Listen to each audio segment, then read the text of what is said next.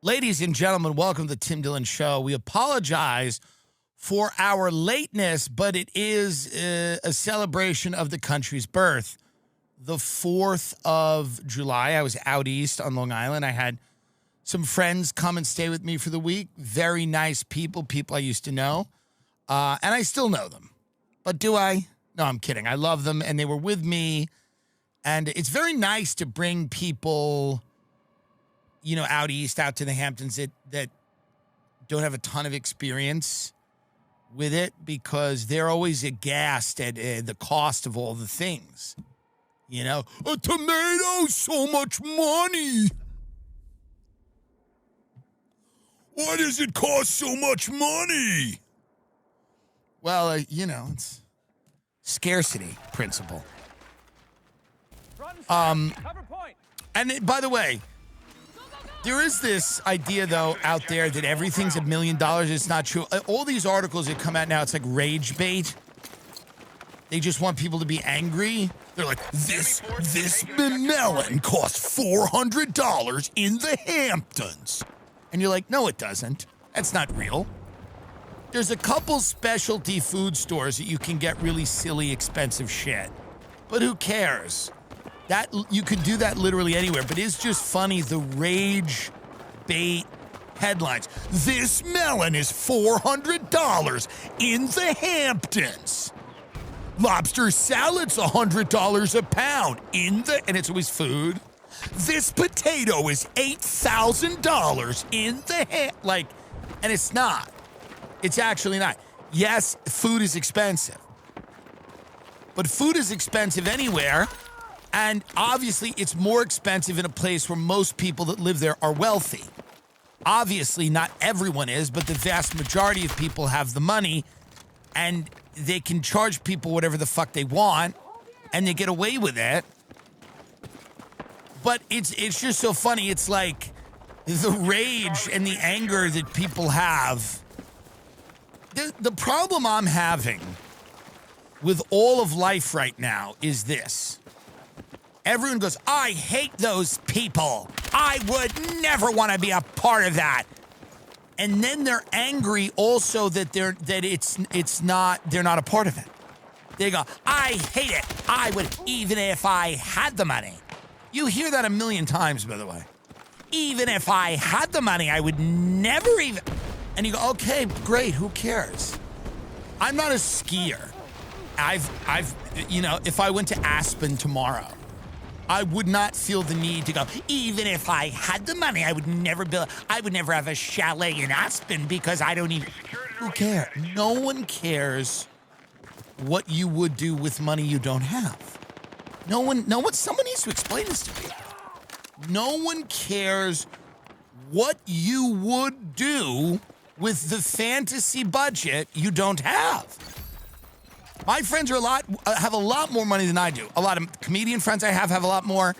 And a lot of my, people I know in the world have a lot more money than I do. And I never start conversations by going, well, even if I had the money, I actually wouldn't buy that thing.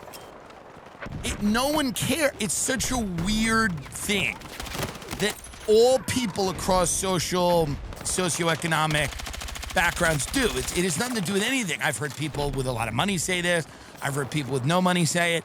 And it's just this, we in this country, we have become convinced that we need to be telling people all the time the lives that we would live if we could, and how we would be just and fair if we had the things that everyone else had.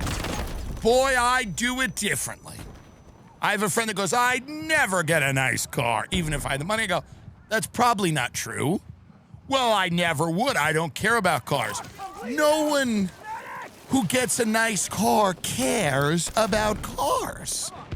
That's not the way it works. That's not what, I was not a passionate aficionado of cars before I got a nice car. I wasn't like in the driveway putting together a car. I like to build it from the ground up. No. You have the ability to do something, you do it. And I'm not saying that money's the be-all and end-all of life. In fact, the happiest people I know, like really, and I realized this, I took my friends out on a boat. We went out on a boat. We rented a boat. And it's nice. I was a good friend of their father. I was actually more friends with their father than them. I like them. But their father was great. He had 3 Dewees and a Bewee, boating while intoxicated. And I got in 2 boating accidents with this man. He was so fun, I got in a second boating accident with him. That's how fun he was. The kids are fine. Now, he's no longer with us, R.I.P., and his children, who are great, were with me, and we all went out on a boat. I said, I'll get a boat, and we'll go out on a boat. And, you know, we drive around. We look at these houses and shelter island. Even if I had... But then you're up there on that cliff. I don't know if I like the cliff or if I don't. I can't decide whether it's good to have the house on the cliff or not. It's long walk to the beach and that... All right, yeah. Okay. But here's the reality. I realize this. Now, the boat had this nice couple, I think they were dating. They were probably fucking at the very least, and they explained to me their lives. And I feel like these are the lives most people need to live. And then we'll get into some news and some current events and what's happening. Alligator, Alcatraz, whatever. But I think what we need to do is start directing people into the lives they need to live. Actually, truly, it's going to be a tough 10 years for most of you. Most of you have no idea what's about to happen to you. Some younger people listen to the show. Listen up, public service announcement. Truly. I'm not kidding. You know, this is a special time of to check in. July 4th to me is always a check-in. How are we doing? How's the country doing? How are you doing? How are you doing? How are you doing as you light that meth pipe on the couch? There's nothing wrong with that. Like and subscribe. Support the Patreon. But education means nothing. Let's just be honest. Being a smart person in our society has almost no value. In fact, it's annoying. Most people don't even like it. It's off-putting. In fact, if you're smart and don't have a lot of money, people will actively hate you. I grew up with people that were like somewhat intelligent and had nothing to show for it. That is like the least American quality ever. Knowledge for the sake of it. I'm an armchair philosopher. I can expound on many things, but I have nothing. That doesn't work here. That's maybe a European trait. I don't know where that, maybe that's an Irish thing. You sit there in Dublin with a pint and chat and talk. That doesn't work here in this country. So I just do want to tell people that if you're planning on that, like I have a cousin who's like that. He's like, are you reading anything? I'm like, you are homeless. And I didn't really like that. I found it to be like pop fiction. That's not what I like. Okay. That quality of if that's your plan to just be like smart and well-read and a good conversationalist, you are fucked. I'm telling you, you are shot. There is nothing left for you if that's your plan. I know a lot of people, that's their plan. They are so in love with their, and they tell people where they've traveled. Another thing, traveling. If that's your bag, you are shot. If you think you're going to get ahead in life telling people where you've been, you are done. Everyone travels and no one cares. No one cares where you've gone. No one cares about your photo. The dumbest people I know are invariably the most well-traveled. They're constantly hopping from Ibiza to the south of France to Italy to Greece, and they know nothing. They couldn't tell you one thing about any of those countries. Best case, they remember a dessert they had in Spain. That's it. They know nothing. Constantly jet setting is not only immaterial, I'm sure it's lovely and fun, and I've hopped around. It's fun to hop around, but it's ultimately meaningless. If you think you're going to spend your 20s traveling and gaining experiences that are going to be valuable later in your life, you're shot. You're shot. Truly. So education, you're shot. Traveling and gaining experiences in the world, you're shot. If you think that you're gonna invent something that hasn't been figured out before, you are shot. What are you, nuts? We have that. Oh, yeah? Oh, what's the app do? Shut up! We have it. Oh, you haven't heard of it? We've got it. I use it. It's on here. If you think you're gonna invent something that someone hasn't thought of, you're shot. It's not happening. If you think you're gonna make a friend whose parents own a business and they're going to then put you in a position of power within that business, that might work. I don't know. But ultimately, for the vast majority of you, statistically, you're shot. You're not going to make that friend. That friend doesn't want anything to do with you. You don't bring enough to the table. So if you think you're gonna, oh, well, my circle of friends, I have a great circle of friends. You hear these people? My circle of, I know a lot of people. The biggest bum is always pointing out who they know.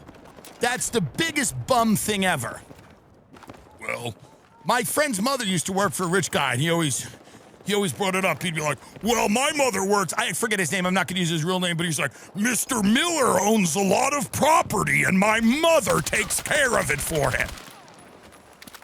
You're shot. You're shot. Listen to me now, I'm gonna tell you what you're gonna do. You're gonna work on a boat. You're going to work on a boat. Objective Charlie has been seized by hostiles. This is what you're gonna do. Between the months of June and September, you're going to work on a boat. Between Memorial Day and Labor Day, you're going to work on a boat. And then you're going to go down to Florida and continue to work on a boat off season. But in Florida, it's actually on season. The vast majority of people in this country are going to be struggling against forces they cannot even comprehend, that I can't comprehend. Things like AI that are going to transform our entire society. You're going to work on a boat.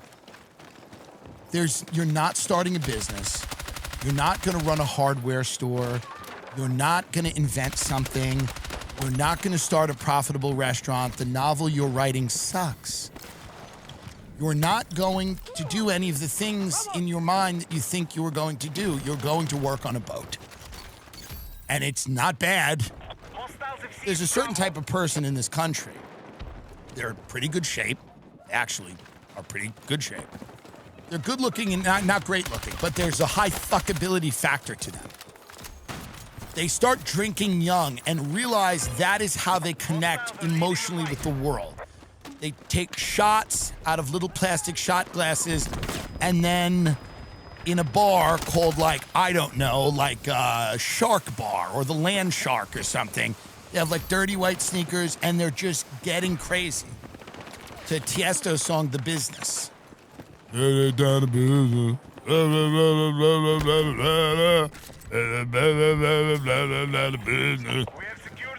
they're drinking and they see their girls and they're got this type of person is the person who's watching hours and hours and hours of Love Island. They can't get enough of it. They want to discuss it. Not only is it on, but they want to talk, they want to discuss it. Because they want to be on it. That's the holy grail for this type of person, is to be on a show like Love Up where they can be an animal for money. That's the goal of a lot of what we've created here, is people that are just looking to be an animal for money. They go, I'm fucking sucking, drinking, snorting, shooting, dancing. Anyway, why not do this for money? And all of those people have actually, you know, it's the Below Deck show on Bravo, it's any of that. You're gonna work on a boat. You're gonna take people out on the boat, you're gonna tell them about your life, and that it's good. And in your head, that Tiesto song, The Business, will keep playing. It will never not be in your head. And it will be a low hum like a brain tumor. But it'll be the Tiesto song, The Business. Get down to business. And you will think, when you're on the boat, you'll look out at the horizon, and it's going to be really pretty. And you're going to say, yep, I started this just out of high school, and I said, I'll just do it for summer. 8 years later. and you will live in a bottle. And you will go out and dance, and you will have a good life. It is a good life. It is a good... Shut up. Stop asking for more than this. All of this shit is boring. I have dinner with these people all the time who run the world. They're boring. It's boring. Stop it. You're gonna work on a boat. It's not even fun, and you can't come anyway. So even if it was fun, you're not invited. You can't come, but it's not fun. So know that. You go on the boat. You help people onto the boat. You talk to them while they're on the boat. I mean, this is your life now. You learn about the sea. It's a thing. It's an actual thing. You're part of this, like, lineage of people. Are you Captain Ahab? Whatever. Maybe not. But you work on a boat. That is what you do. And every night you get drunk. Every night you get drunk at different bars, and you become friends with the bartenders in this area where you work on the boat. And when your parents ask you what you're doing, and they say, you age, you're gonna age. Because the sun and the booze, you age a little bit. It's okay, it doesn't matter. Who cares? You're going to be a drunk old witch who works on a boat. But you gotta stay hot for as long as you can. You gotta stay hot for as long as you can, because you're selling the image of, being like kind of a boat wench, the pirate wench. And then there's gonna be a guy who works on the boat, and you're gonna fuck him. You're gonna have sex with the guy that works on the boat. Neither one of you are going to have the emotional capacity to understand anything outside of the physical, and that's actually preferable and beautiful, and it's going to make a lot of sense. Your interactions with this person are going to be confusing because both of you lack the layers that would be needed to build and sustain something outside of this drunken life that you find yourselves on. But it doesn't matter. You don't want any of that. It's the next port for you. You're going to fall in love with somebody, and around Labor Day, it's going to be over. It's one last fuck, and then they're gone, and you're gone, and maybe you'll see them next summer, and maybe you won't. You're going to work on a boat. That's it. Oh, you're going to a SUNY school. I'm gonna be a prosecutor. Hey. You know what you're going to do? Alicia? You're going to work on a boat, and you're going to have sex with the boat captain, and he's going to get a tattoo, and you're going to sit there while he does. You're going to sit there while he does, because this is the American middle class. You're not going to have any kids. Who cares? You can be a mother. You're going to be a mother? That's for the Muslims to have children, okay? And the Hispanics. You are a white, tan, ship wench witch. And your job is to dance. And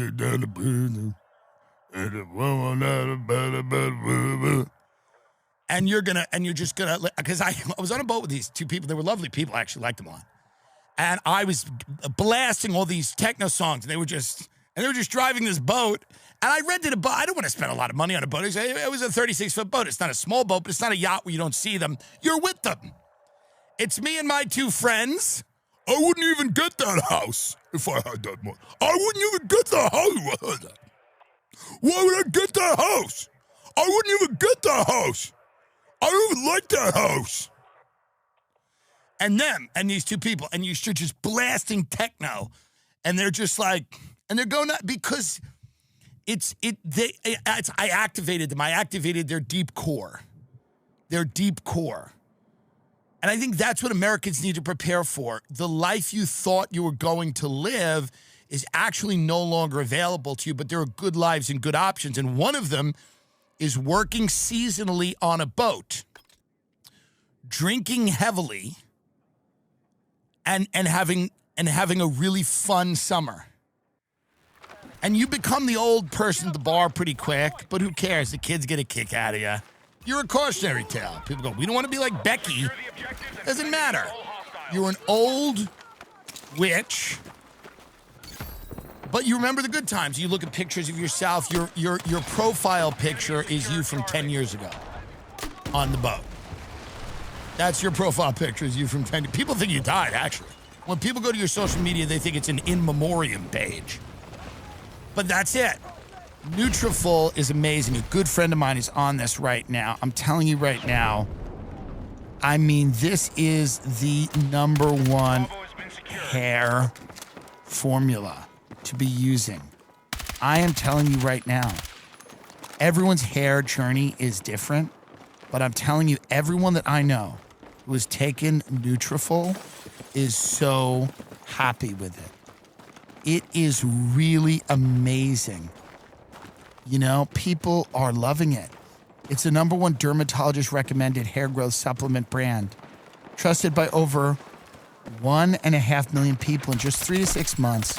Go from a hat guy to a hair guy with visibly thicker, fuller hair and improved scalp coverage.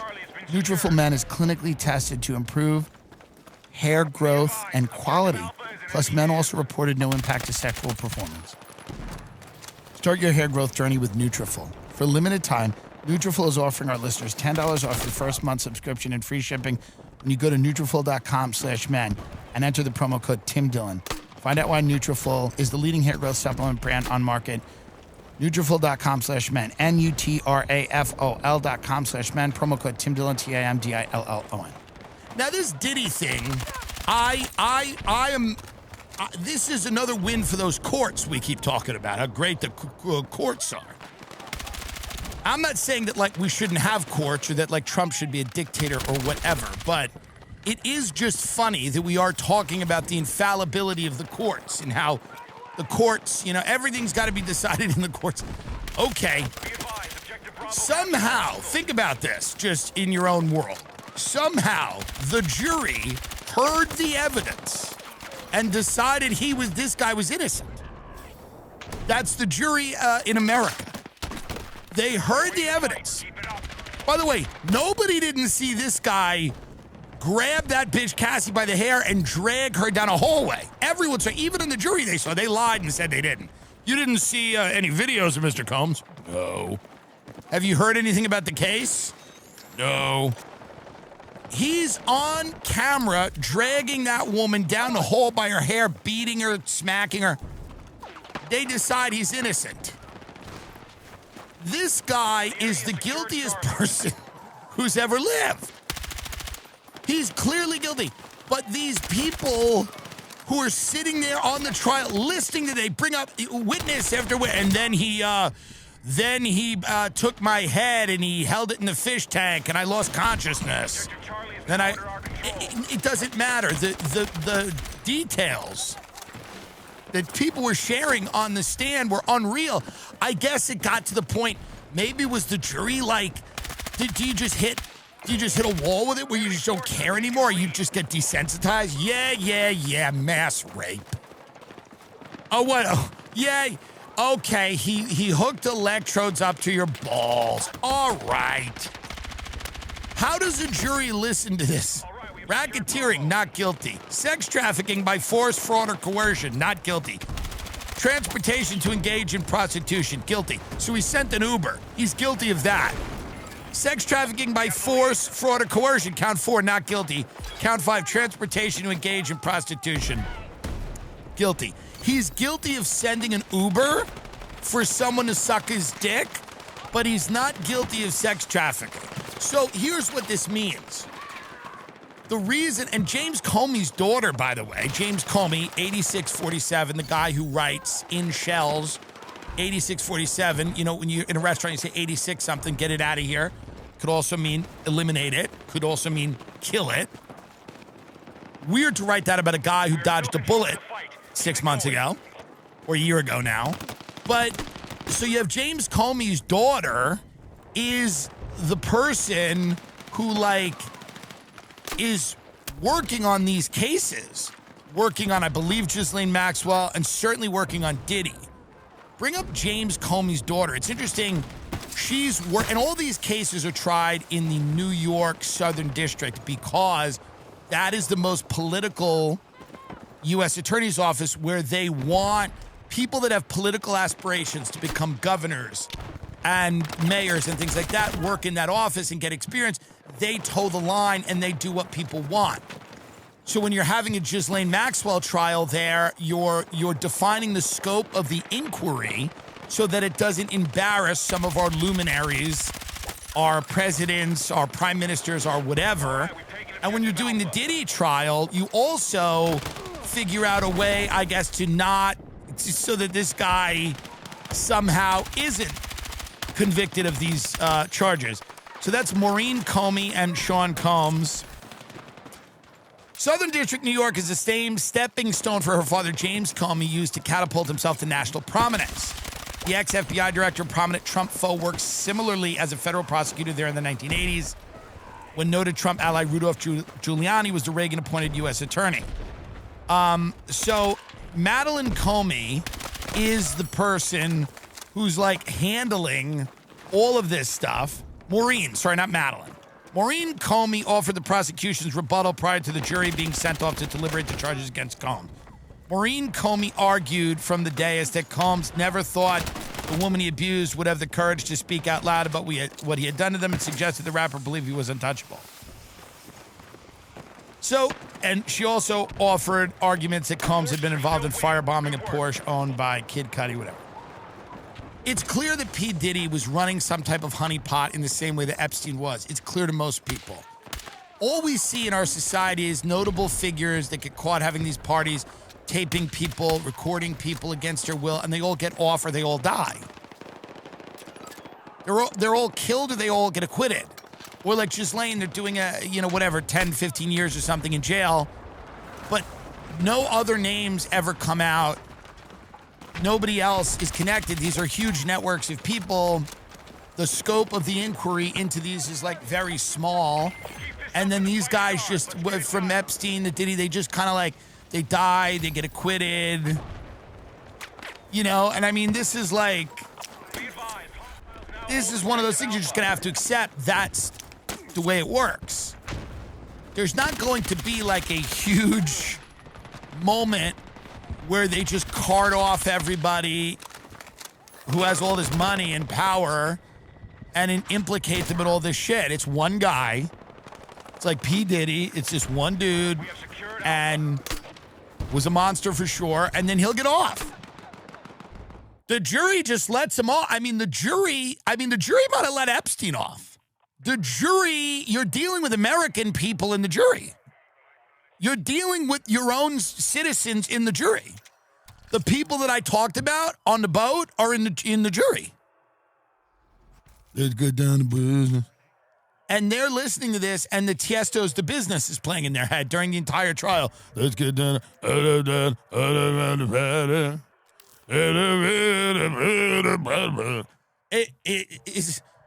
American people cannot be trusted to make a good decision in a jury box. I was in a jury box.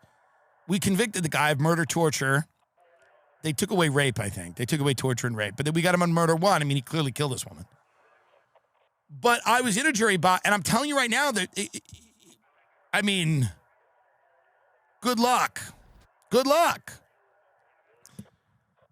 Now, I don't know what he's going to get. Some people are saying they're going to sentence him for whatever. They're going to throw the book at him. But what is the book? He was not convicted on the charges of the things he did. He was convicted on, he transported someone for sex, but the sex trafficking. So, this is the way it's going to happen. You're going to see these things. They'll pop up occasionally. Every so often, one of these guys is going to pop up. He's going to get charged with something. It's going to be salacious. Like, all the details that come out are going to be crazy. It's going to be like a private island. And then he'll be convicted of jaywalking. I mean, they'll plead it down to nothing. It'll be nothing. It'll be like he had a private island and a fuck machine, and he'd strap the politicians in it, and they would have orgasms. And then they're like, what did they convict him of? Tax fraud. Like, it won't matter. It won't matter. This is what you should realize by now.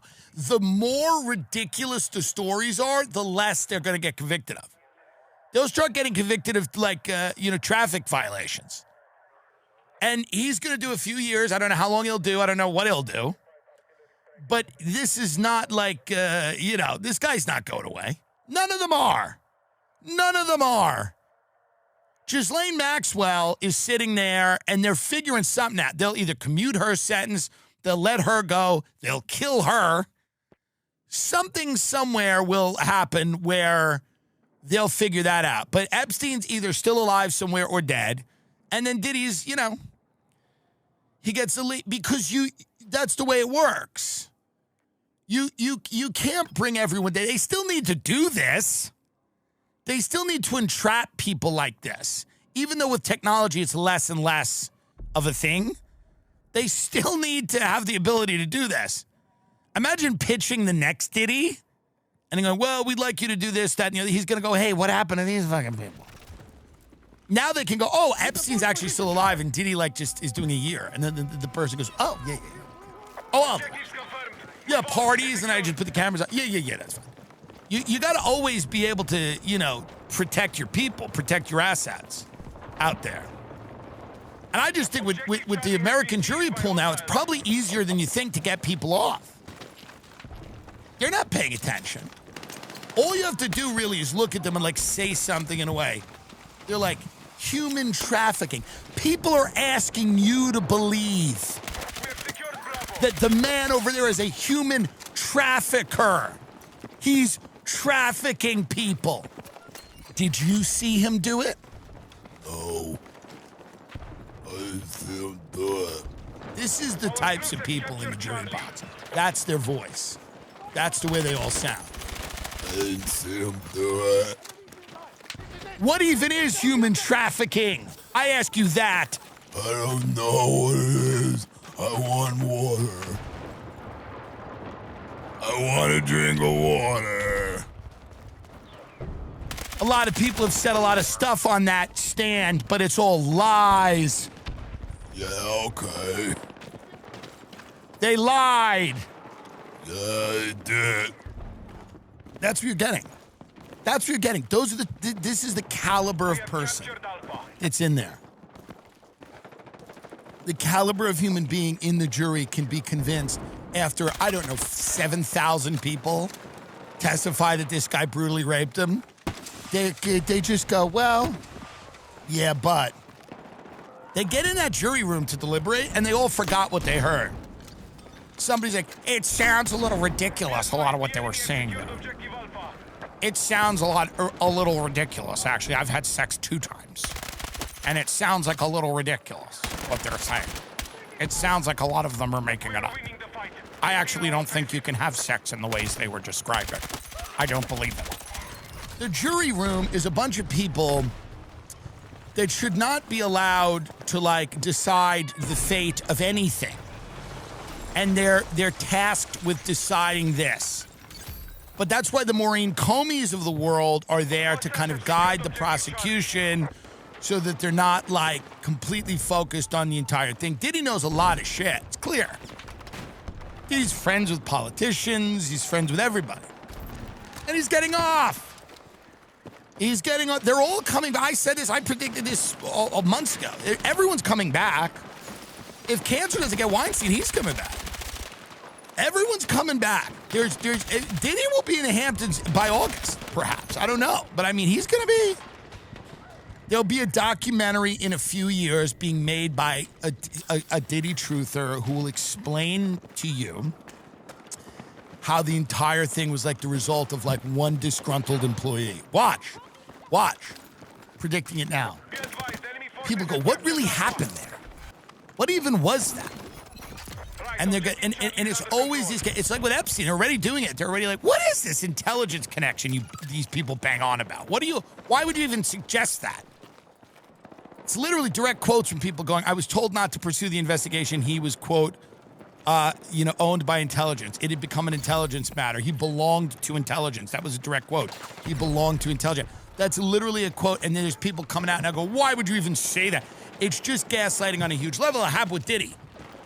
They'll just start talking about it was just employees that didn't like it. Weren't there parties, people getting taped, doing weird stuff, raping people? They go, yeah, it's just somebody didn't like them. It was like, I think it's Driver or something. It'll always be framed as something other than probably what it is, which is a honeypot operation being run by our government. They're not going to say that. They're not going to go, well, we enforce a lot of social and cultural things by just entrapping everyone and bonding them in the sense that it's mutual assured destruction, and they all have to kind of go out and say the things we kind of want them to say, or we're going to have a huge problem. And they're not going to say that. They're just going to say, well, this was like, this guy, he got like mixed up in a few things. He's like mixed up, and there was a whole, and I'm not some crazy moralist. You want to have an orgy, but if people are getting on the stand going, I was raped, I was beaten, I was raped, I was beaten, I was raped, then I was raped, then I was beaten, then I was raped, then I was beaten, I was raped. And then the jury's like, no, you weren't. Shut up. Today's video is sponsored by Gemini. It is the only instant crypto reward credit card. Crypto is booming right now. I am really bullish on this Gemini card. It is the crypto credit card. You get 3% back on dining, 2% on groceries, and 1% on everything else. Plus, get 4% back on gas and transportation, up to $300 a month. The best part, the rewards are instant, so you can benefit from any price appreciation. Bitcoin rewards earned and held for 1 year on the Gemini credit card have appreciated 176% on average. This World Elite MasterCard has no annual fee. See rates and fees in the description for more info. The card is sleek, stainless steel, no number and 4 color options: black, silver, rose gold, or Bitcoin orange. To sign up, go to Gemini.com/TIM to get 200 in Bitcoin when you spend $3,000 in your first 90 days. You can see if you pre-qualify with no impact to your credit score. Go to the link or go to Gemini.com/Tim to apply and start earning instantly. Gemini credit card. Go to Gemini.com/Tim. Gemini.com/Tim. The new immigrant detention center constructed in Florida's Everglades Alligator Alcatraz was built in 8 days, and now it is flooding. Trump's people are building an immigrant detention center in the middle of the swamp. Part of this money is this big, beautiful bill that they passed where they're going to use a chunk of it for the deportation of people. I've said, like Rogan and other people, that the immigration raids that are random are pretty barbaric. And I think they will ultimately lose support for Trump and the idea of having a secure border, which I think is an important thing. But because they are random, you're collecting people that are law-abiding, that have been in the country a very long time, that have committed no crime. You're picking people up in church parking lots at high school graduations. It's inhumane. And I think a lot of people feel that way. But in fairness to the Trump team, they did think of this and say, what if we put them all in a prison surrounded by alligators? Would that make it feel more humane?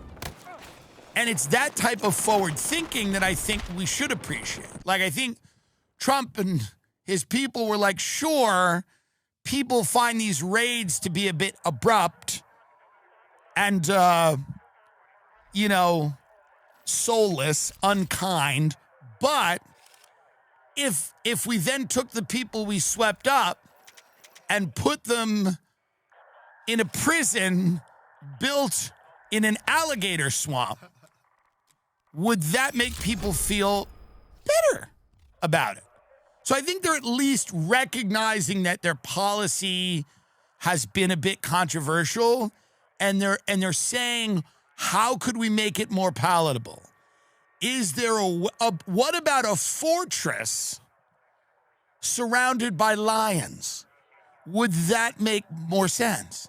If we got a bunch of gardeners who are in the country illegally and people are like, well, that seems a little fucked up. And you're like, hold on a minute. You don't know where we're taking them. And like, oh, where? To like see a judge or something? No, we're taking them to a fortress surrounded by lions. What if we put them in a cage in a snake pit? Have we thought about that?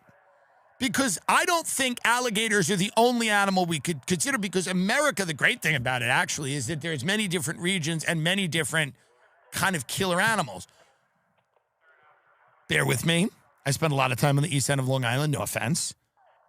Montauk, the tip of Long Island, a underwater penal colony. It's a big shark cage. And the migrants are in it, and the sharks keep swimming by them. Why stop at alligators? Now, I know you might say, well, it seems inhumane to just surround people with wildlife that could kill them. Sure, but we've got a lot of wildlife.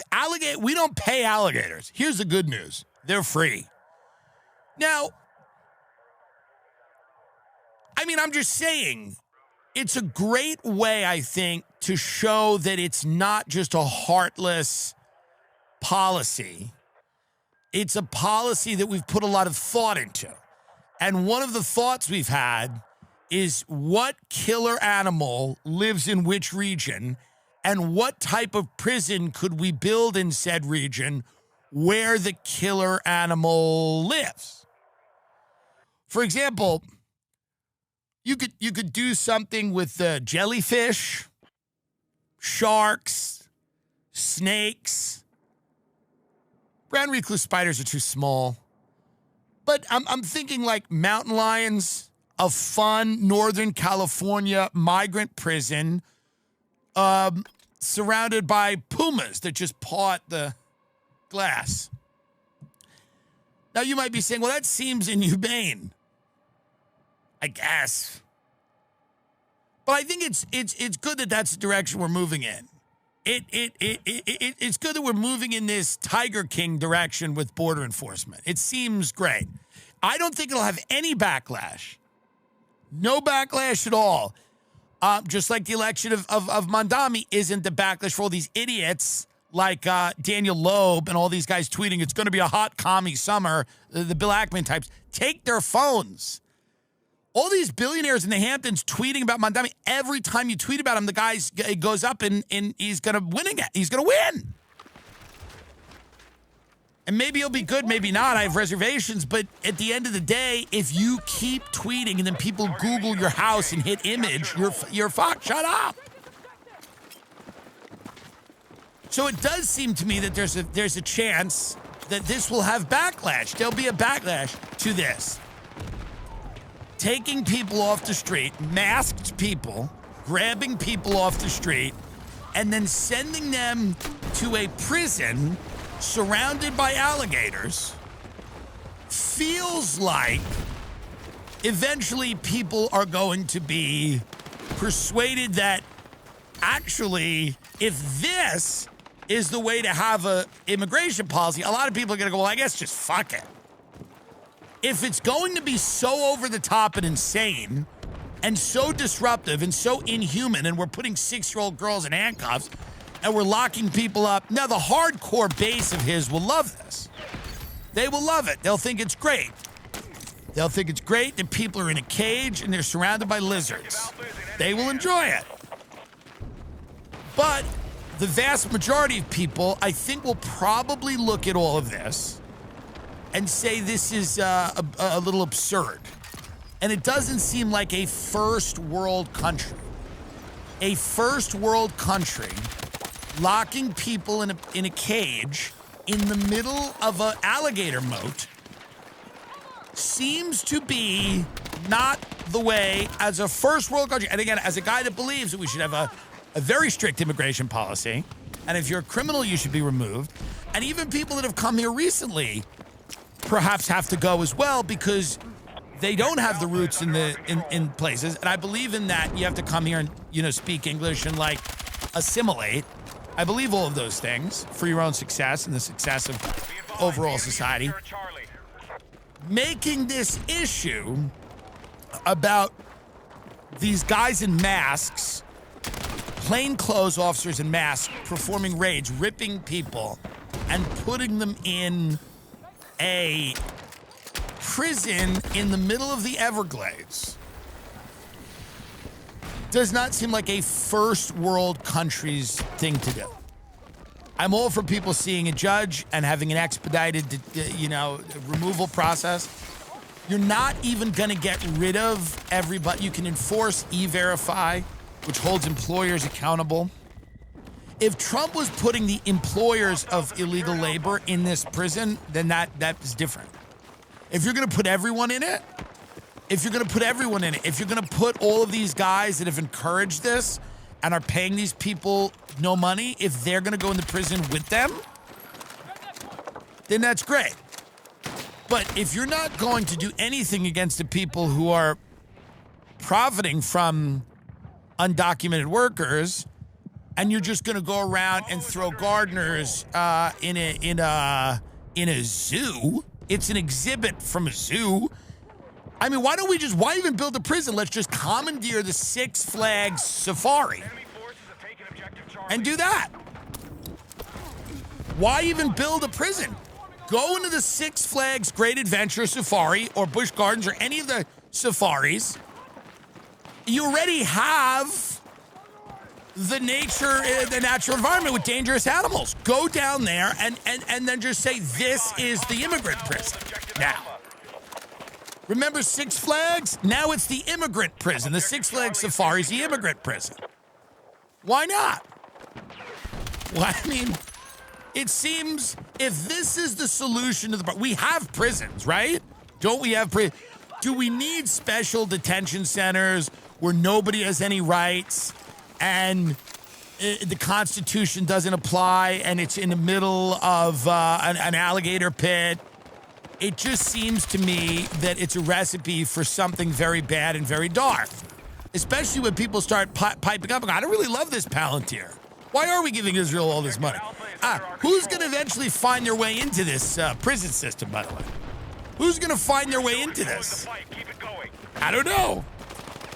I'm sure citizens will begin to see the inside of the Everglades detention facility 1,000%. The idea that citizens won't go into these places feels like a very, a very unrealistic thought. That it will just be the worst of the worst. If I was convinced that these were the worst of the worst, rapists, murderers, and they're here illegally and they go to this prison and then they're deported, I'd go, yeah, great. I feel like it will watch. It'll start like that, and then it'll be just any immigrant, and then it might be a citizen who acts up. Because what makes a citizen might change. So the idea of letting the government handle this money to Palantir, build a digital police state, also construct a labyrinth of prisons, because this will be number one, but coming soon to a theater near you, there'll be others. Letting the government do all of this stuff and then just sitting back and saying we hope it's used for the worst of the worst is not a good plan. Giving all this power to people that run your country who might be AOC next. Are you going to like that when AOC's got a bunch of prisons and a ton of power and a ton of extrajudicial power? And we know the courts are not the be-all end-all, but like AOC can do anything she wants and the president has all this power and there's a labyrinth. Now AOC has a digital police state that Palantir has built for her. Is that going to work? Would you like that? Is that going to be fun? Does anyone think that's a good idea? And the culture swings far to the left? And the Mamdani types get elected? And they're going after people's money? They're shutting your digital banking off? And they're enforcing hate crimes laws like they do in Britain, where a woman tweeted, "Burn the migrant hotel." Again, not a thing I would have tweeted, but is now doing 8 months in jail Is that going to be good? Do we want these prisons set up around the country for when people decide, hey, by the way, we don't love what you tweeted about Islam or about migrants or about anything. We don't love what you tweeted about race. We don't love what you tweeted about Israel. We think what you're tweeting is a hate crime.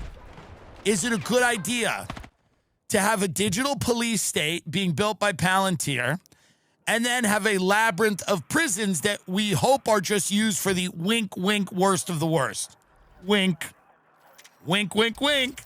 It'll just be the worst of the worst. So, you know, I believe there's $100 million in the bill, in the big, beautiful bill being doled out to different organizations to fight anti-Semitism. By the way, can I be one of those organizations? How do you become one of those? What is the accredited system you need to become an institution that fights anti-Semitism? Can I get government money to fight anti-Semitism? I would love to do it. I'll do it right now.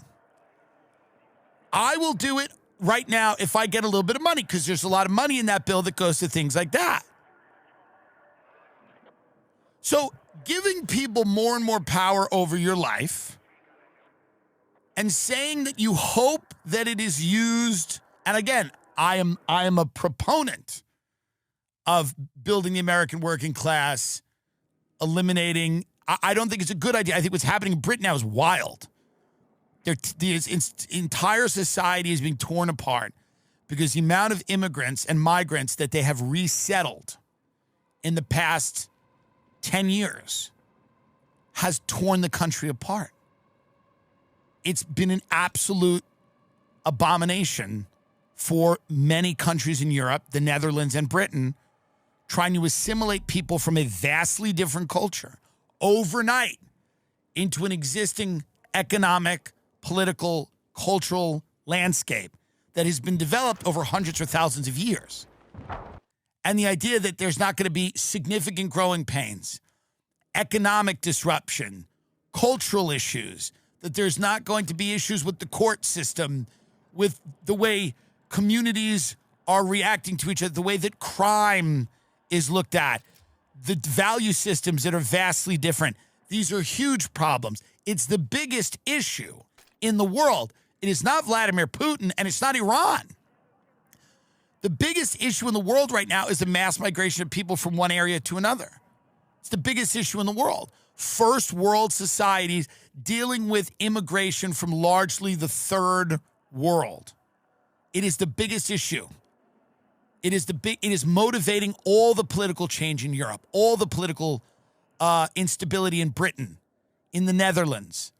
This is becoming, and the way that it's being dealt with is as a lot of these countries are enforcing literal totalitarian speech regulations where you will be dragged out of your house, put in handcuffs, and put in jail for a tweet. And if you think it can't happen here, you're wrong. But it's happening there right now. If you tweet the wrong thing, if you say the wrong thing, if what you say is considered a hate crime, you can actually go to jail.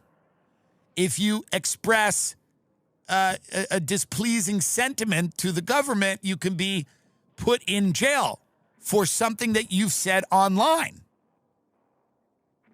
During 2020 and George Floyd and all this stuff, lots of people were fighting white people, were tweeting white people should feel pain, da-da-da-da-da, all kinds of things that could have been interpreted as a threat of violence. I didn't want to see any of those people in jail. I didn't want to see them kicked off social media. I said people can vent their frustrations and they're saying things, and a lot of it's high emotion and whatever, but I don't want any of those people deplatformed, and I certainly didn't want them in jail. So this is a massively complicated issue that is driving lots of people. But ripping people that are working at a job, throwing them in a truck, putting them in an alligator prison, giving the government the ability to deport them to El Salvador, not a judge involved, no rights, people that criticize Israel on a college campus being picked up, people that wrote op-eds. It is very much the beginnings of a police state. Now, obviously, immigration is a real issue, and you're going to need to detain people and deport them. But the way you do it matters. the optics matter. The actual process matters, because if you think it will just be the worst of the worst, immigrants that have committed crimes, it's not. It will be anybody they want, and soon it'll be American citizens, and it probably is already. And now the digital part of that is the giveaway to Palantir and the AI. We're not going to regulate artificial intelligence. And no local municipality will be able to regulate artificial intelligence. And the AI tech guys are going to build an Orwellian digital police state. And then there is a brick and mortar police state being built with prisons all over the country. And you just have to hope that the people in those prisons are your enemies, because at the end of the day, there's no guarantee that what those prisons were originally built for is what they'll be used for. You have to be smart enough to think about that. When they passed the Patriot Act and they said, we're doing this because of terrorism and because of 9/11, and then it was used to spy on Americans and surveil Americans, and it created this. This is what happens. When you give the government powers, you can never take them away. It doesn't take them away. So if you have any concern with freedom, with autonomy, with the ability to live your life, express opinions on the internet, off the internet, and you don't want to live in a police state, stuff like this has to disturb you. That bill has to make you think a little bit, not only about, obviously, whatever, people getting thrown off Medicare, which is tragic, but also something that happens all the time. People get kicked off their health care all the time. We have a terrible healthcare system. But the larger story to me will be, is this the beginning of the way they deal with people when AI starts eliminating all of the jobs? Is this, and I'm not saying everyone's going to Alligator Alley, or Alcatraz, whatever it is, but is this the beginning? Is this the beginnings? Is this the architecture of the type of country that we're going to live in, where you're able to be disappeared? And whatever you say on social media is going to be considered a crime, a thought crime. And are you going to be able to be disappeared, or what rights will you have? And what are you allowed to criticize, and whom are you allowed to criticize without significant retribution? Those are real things that people should think about. So it's not just like, wow, happy 4th, Diddy's innocent, and we're all happy about that. Obviously we are. And obviously it's good to know that he's going to come home to his children and continue to be a good father. But there are definite things here that you should pause and go, wait a minute. Should we be constructing a lightning prison? Should we be constructing a prison where it's the electricity we put on the top of a mountain and it just lightning hits it? It just seems crazy. I don't know that we need to build these types of places, because there's going to be a significant backlash. There was a significant backlash to Wall Street guys running America for 50 years. And you're going to see it. One of it was Donald Trump, by the way. That was backlash number one. You're going to see it in New York City. You're going to see that the center is completely gone. You have people on the far left now, people on the far right. But everybody, and that's why every article is like, do you know how much it costs for a cup of sand in the Hamptons? It's $1,000. These Hamptons beaches where you bring your own sand, and it's $80,000 a day. I just want to start producing fake articles. This hot dog is $10,000 in the Hamptons. A hot dog made out of solid caviar truffle gold is being eaten in I just want to start producing fake videos and see if they'll get traction. Being like, this baked clam is $15,000 in the Hamptons. Called the platinum clam. It's a regular clamshell stuffed with platinum. You can't even eat it. It's $15,000. I mean, We're still ahead of the fight.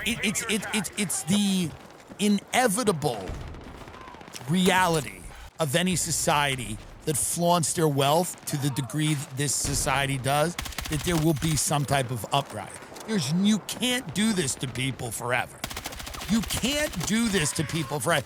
You can't eat like $300 popsicles on your $80 million yacht while people are dying of cancer because they can't afford chemo. You can't do this forever and then expect people to just not lose it. People are going to lose it. They're going to lose it. You can't have 35 shows about these bimbos selling real estate. You just can't. While people are getting evicted. People are getting evicted. And in their final night in their apartment, they're watching Selling Sunset, where models sell mansions to criminals. And they know tomorrow they have to wake up and go live in a halfway house. You can't do it. You can't write articles about the golden chicken nuggets that some billionaire is feeding his kids in East Hampton while people are sitting in an Uber driving from one part of the city to the other. Like, and then when the person gets out of the Uber, they shut off the air conditioning because they can't afford it until they pick up the next guy. They can't afford the. I've had conversations with Uber drivers going, it drains the gas too much. I turn it on when I get a ride. Like, people are fucked. And the more you throw it in their face, the more they're going to lose their mind. They're going to elect anyone. They'll elect ISIS. If ISIS got up and was like, you should be able to afford rent, people go, all right. Diddy could win on that platform right now. It's about the fact that people have been completely abused and financially they don't know what to do. I get it. I have people come and stay in my house, and it's, again, I'm like the poorest guy that lives out there. And we go to a farmer's market and they look at this shit and they go, yeah, I mean, they're like, what the fuck? It's so beyond. And I'm not saying everything has to be for everyone. I'm not saying everyone should live whatever in fucking, Manhattan or any of these expensive places. I'm saying you can't shove it in people's face like this. It's too much. Jeff Bezos and Lauren said they have this wedding. They don't even do it in America. They don't even give jobs to Americans. Do it in Aspen, you pigs. They do it in fucking Italy. Do it in Venice. They got Leo and all these people standing there. I mean, people are looking at that wedding. They're reading about that wedding. They have 3 kids in an old minivan, and they're driving around Texas, and it's 115 degrees. And they're sweating, and the food they bought is starting to spoil because it's so hot, and they're rushing to get back to their house to throw it in a refrigerator, and they hope the grid doesn't go down, and they've got the kids in the back seat screaming, And the kids are like, Mommy, turn this off. Who is this? And she's like, I'm listening to Tim Dillon. He's a genius. He's the only one who understands this world. And these kids are fighting each other. She goes, stop fighting. And they go, put on something else. And she goes, shut up. I'm listening to the only man worth listening to on this planet. Without his voice, I'd be dead. You don't keep me alive. He does. This scene is playing out across this country. It's playing out across this country. It's playing out across this country right now. People tune into this show just for another reason. Another reason. When I said the show will be a little late, but it's coming, you know what happened? A gun left someone's mouth. A gun came out of their mouth because I said this show would happen.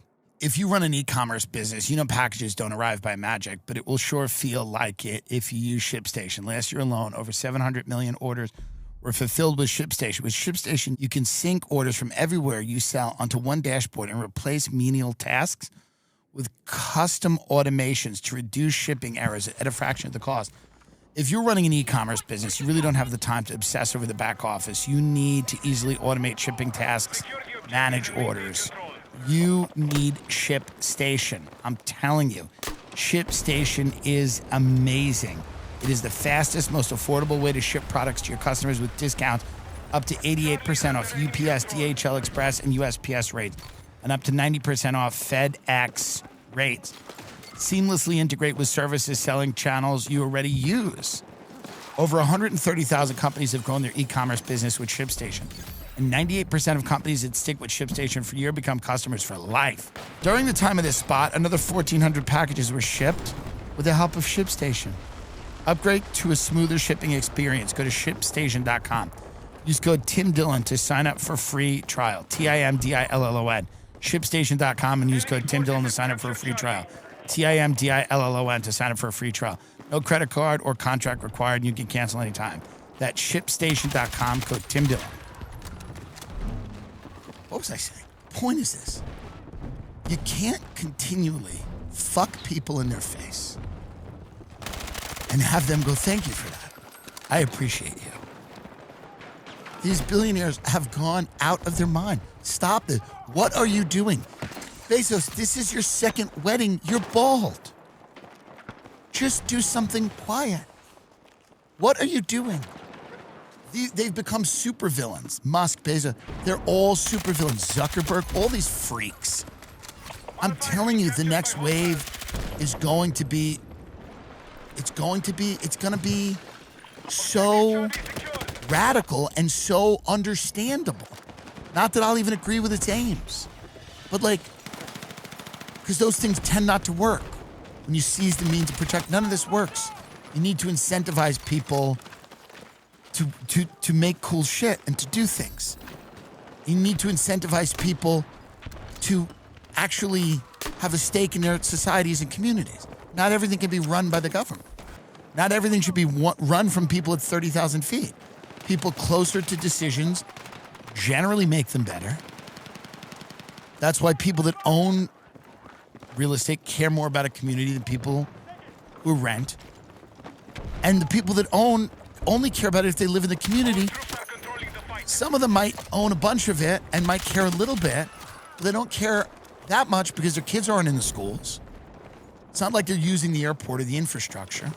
They care about it only in the sense of an investment. Real estate may go up even if the town goes to shit. So, my problem with when you start running everything by the government is a lot of it's inefficient. You don't get less inequality. You actually historically get more. But that doesn't mean it's not understandable. It's completely understandable why people want to throw people like Bezos into a furnace because of the way he's behaving. You can't behave like this. In the Hamptons, you're supposed to just eat fish and potato. You're not supposed to eat a melon that's shipped in from Japan. Why are you shipping a melon in from Japan? There's farms on that island. You eat the corn. Why do you have to ship a melon in from Japan? And then there's an article about this melon is $1 million and it's being eaten in the Hamptons. People are reading this. They're reading this on their phone in a tent. There's people in a tent watching people negotiate real estate deals on their phone. I'm telling you, homeless people with iPhones watch this show. They certainly watch Owning Manhattan or Selling Sunset or any of this other dumb shit.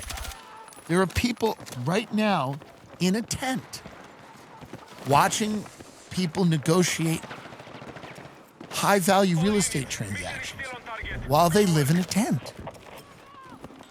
There's people watching the Kardashians fly around on private jets to have little arguments with each other in stores they own in a tent. They're watching this in a tent. There's couples living in tents. There are people living in vans. They're doing well. People living in vans are doing good. So my point is that, like, I understand where this rage is coming from. And does it go to a productive place? It rarely does. But I understand where it comes from. It's absolutely natural. We have destroyed human beings in this country. We've destroyed them. And then you have all the types that come out and just start talking about opportunity and it's all around you. It's all around you. Stop, just seize it, grab it. And it all comes down to drop shipping and crypto. It's all fraud and a scam. They're criminals. It's just being a scam artist. Well, you actually got optimized for like, no, you're a criminal. That's okay. That's fine. Go get yours. But you're a criminal. You're just telling people to be a criminal. That's not new. Well, you actually have to optimize for like you're a criminal. That's okay. That's okay. You've learned some online criminal conduct. Congrats. It's fine. You don't have any talent. It's not unique. You're a criminal. And that's fine. That's always been an important part of our economy is institutionalized criminality. That's what it is. All these like alpha bro influencer types that are telling you how much money is to be made in the world. It's like, you're going to work on a boat. You're going to work on a boat. Can you get Tiesto's The Business but copyright free? Is that possible? I kind of know him. Maybe I'll just tweet at him, but don't sue me. But I think someone sues on behalf of him. You're going to work on a boat, and it's actually a good life. Let's see if we can play it. Okay, no copyright remake.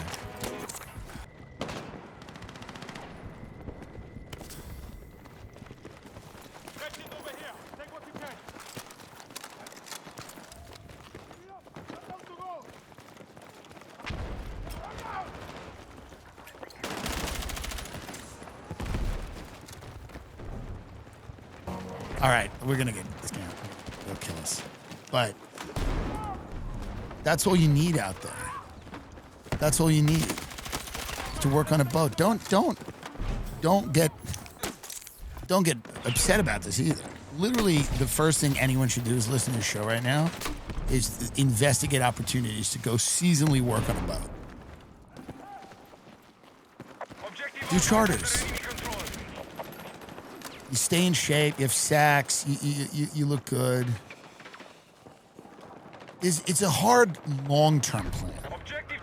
So you're going to have the wherewithal around 45. It's a tough thing to turn 50. At 46 years old, you're going to be old gal on the boat. You're going to have the strength. It's very hard to grow old in that lifestyle. You're going to have the strength to walk to the bow because everybody else is going to be asleep. And you're going to have to walk to the bow. What's the back? Is it the bow or the stern? What is it? You know? You don't know. There's absolutely no way you know. You can walk to the stern. And you're going to hear it like,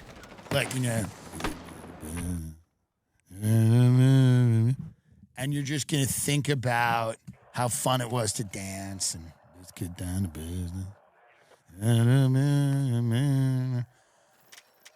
You're going to get up on the stern and you're going to be really drunk and you're going to drown yourself. You're going to jump off the boat and you're going to drown and they're not going to find your body. You're just going to be a legend. It's a watery grave. You're going to you're going to do it 48 years old, 48 or 40. And you're going to walk to, and you just go, tonight's the night. But if you're 20 and you're listening to this, it's a good, you can make it till 50. It's a good 30 years on that boat. And then you just drown yourself when you're 50 years old, because it's hard to get old in that life. So you have to drown yourself. You have to drown yourself at the end. After you've danced and sang and hooked up with different people on boats, at 50 years old, you have to walk to the back of this boat, the stern, we found out, and you have to drown yourself. and give your body to the sea. You have to drown yourself after this. But it's going to be 30 years of that song that, let's get down to business. And you're going to hear that. There's going to be a moment when you first jump into the water and you see the boat and it keeps going. Hopefully they don't catch you. That's really demoralizing. If they catch you and find you, they bring you back on the boat and you're just like wet. You have to explain to them. You're like, well, I'm getting older. And I was going to drown myself. They were like, are you trying to drown you? Are you just drunk or are you trying to drown yourself? I'm actually trying to drown myself. I go, why? Yo, well, I'm getting older and it's hard to get old in this life. And the people in the boat are going to be like, oh my God, no. But that's why you have to do this quietly, because then they're going to make all these horrible arguments for you to live. Be like, no, but like, you're so much fun. You're like, don't drown yourself. You're so much fun. Like, remember last week when we were at the bar and like John fell and it was so fun. And you go, yeah, I can't do that anymore. I can't do this. You'll get it when you get to my age. I just want to drown myself. I'm trying to drown myself. So hopefully they don't find you. And when you're in the water, you're going to realize that you're actually going through with it. And there's going to be a moment where your fight or flight kicks in. You're going to start to swim towards the boat, but you can't. You can't. Hopefully a current prevents you, because you got to do it. You know what I mean? So you're going to be in the water, and then there's a fight. You try to swim for a little bit, and then you start to laugh. There's a moment where you go, what? Well, the sea is powerful. And then you're going to float for a little bit, like an angel. You're going to lay on your back, and you're actually going to float like an angel in the water. And the boat now is kind of almost out of view. You still see the lights. It's not quite out of view. And you realize that it's it. You realize that it's it. It's all over with the crying now. And the water's not even that rough. You realize you'll probably, the current is, but then you realize it's sharks. And you realize that you feel something just kind of nip. You don't know what it is at first. And then you feel, it's probably a tiger shark. They're very aggressive. And it grabs you and it begins to pull you under. And you realize in that moment, it's over now. You're being eaten by a shark in the Bahamas because you jumped off a boat. And there's a split second where you go, ugh, really? Really? I was trying to drown myself. But it happens so quickly that you can't really put two and two together. And then life just flashes before your eyes. You remember being young. You remember the song The Business. You remember dancing at all the different bars. Remember the beautiful sunsets and the beautiful sunrises. You remember the hard days and the bad days. You remember the good and the bad of it all. And as the shark rips you limb from limb, I mean viciously rips you limb from limb. I mean they'll never find you. You'll actually just be food for the sea, the thing that you've spent your life on. You know what I mean? And the shark's gonna rip you up. And you're gonna remember this all started because I heard a podcast, 4th of July weekend, where this guy told me to work on a boat. And you're gonna say, and I don't regret it.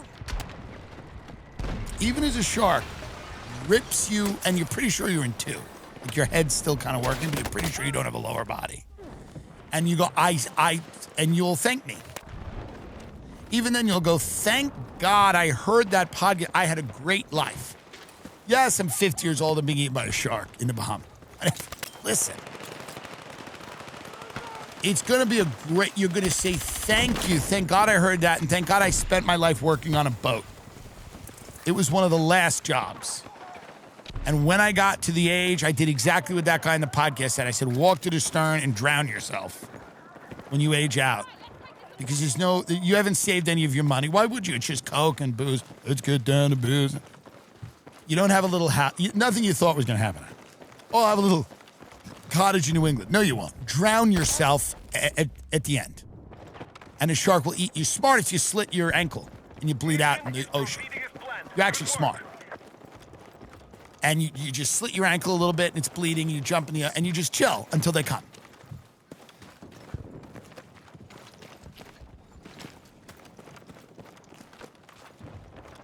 I'm telling you right now, this is the best advice you'll ever get in your life. And if you don't listen to it, fine. But there's someone out there that's going to listen to this. I'll be dead, long dead, by the time you're getting eaten.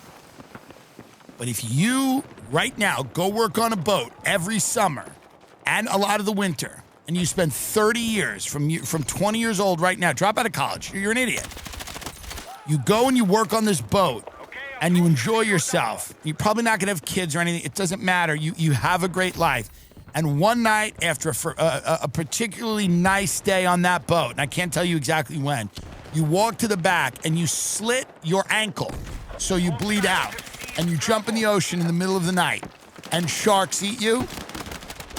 That is, for an American, right now, best case. Best case.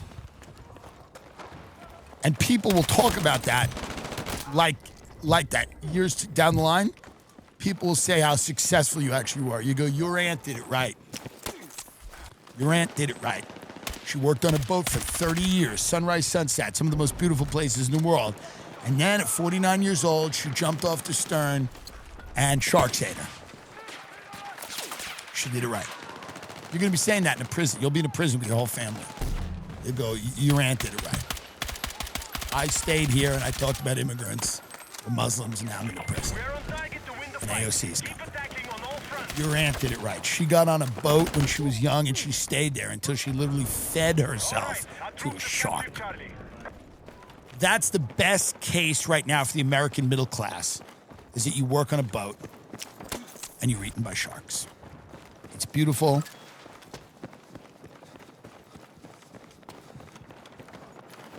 It's a magical moment. Magical moment. So, stop with the Mamdani. Just go get eaten by a shark on the boat. Stop with this mom. Oh, I want everybody's money. Go to the stern. Go to the stern and jump off and cut yourself first so they know where you are. Cut yourself so the fish know where you are. See you next week.